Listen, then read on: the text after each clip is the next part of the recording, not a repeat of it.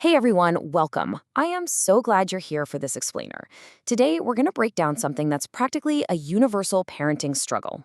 And yeah, let's be honest, a major cause of lost sleep. We're talking about the ultimate showdown, grades versus potential. We're going to dive into why the traditional approach to schooling might actually be setting kids up for stress instead of success, and how a really simple shift in focus can change, well, absolutely everything. Let's get right into it. So let me ask you this. Are you struggling to get your child to just work hard? Are you constantly battling to get them to take their studies seriously? Look, if you're nodding your head right now, trust me, you are not alone. It's a daily grind for so many well-meaning parents who literally just want the best for their kids.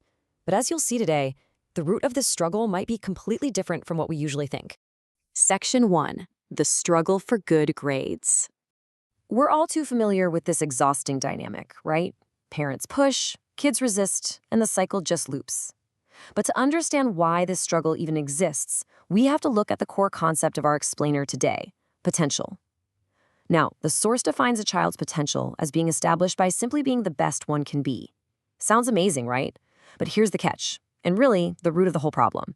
This idea of potential is incredibly nebulous. It's vague. You can't exactly measure it easily on a piece of paper. And because it's so tricky to define and track, parents usually just make an assumption.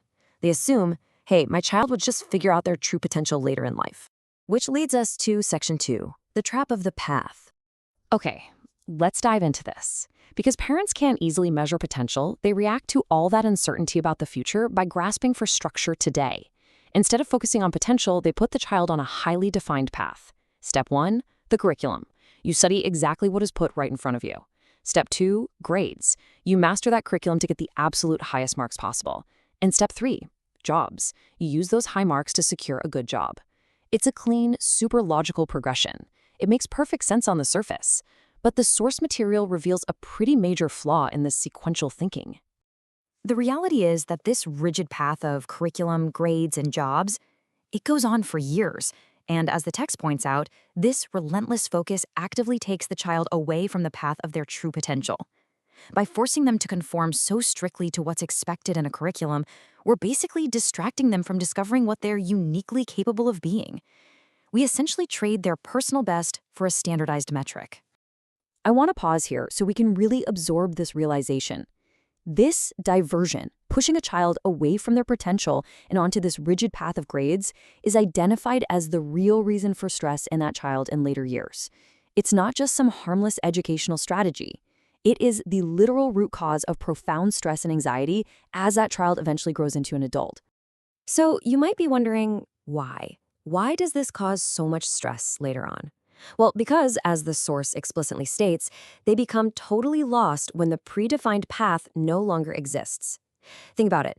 If a child spends their entire formative life on this curriculum to grades to jobs conveyor belt, they really just learn one very specific skill. They learn how to follow instructions. They can only do what they've been told to do. So when they graduate and suddenly there's no syllabus, no teacher telling them exactly what the next step is, they just freeze. They simply haven't learned how to navigate independently. Section 3, life has no path. This is where we pivot from the problem to how the world actually works. Life has no path. It's a really short sentence, but it carries incredible weight. A fulfilling life isn't some pre-paved road with clear signs and guaranteed destinations, just waiting for you to walk down it. When structured schooling ends, the path ends.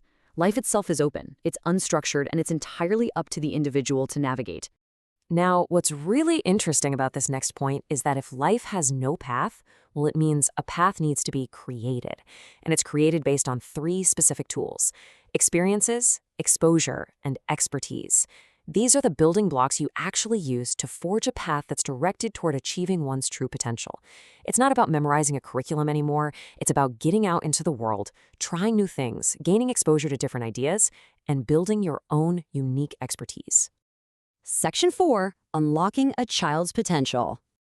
So we've seen the danger of that rigid path, and we've seen the tools needed to actually navigate the real world. Now, how do we practically change our approach? Consider the stark difference here.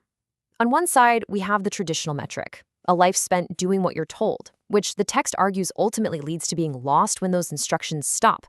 But on the other side, we have working towards potential. And the source notes something really beautiful about this. Those who are actively working towards their potential feel a sense of achievement that is absolutely unparalleled. It's this deep internal satisfaction that no letter grade could ever replicate. So, what is your role as a parent in all this? Well, the advice derived from the text is super clear and direct. Enable your child to evolve. Your primary job is not to act as a taskmaster for the school's curriculum. Your job is to create an environment where they can gain those experiences and that exposure so they can evolve and actively work towards achieving their unique potential. And hey, for all the parents who are still feeling a bit anxious about those report cards right now, here is the ultimate reassurance.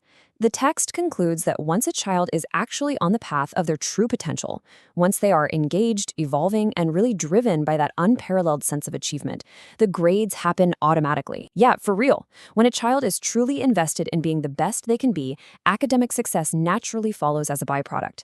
It doesn't have to be the stressful primary goal. So, I'm going to leave you with this one question to think about. Which path are you currently putting your child on? Are they on the rigid path of merely doing what they're told, headed toward a moment where they might suddenly feel lost? Or are you giving them the tools to forge their own path toward their true potential? Thank you so much for joining me for this explainer. Keep learning, keep questioning, and I'll catch you next time.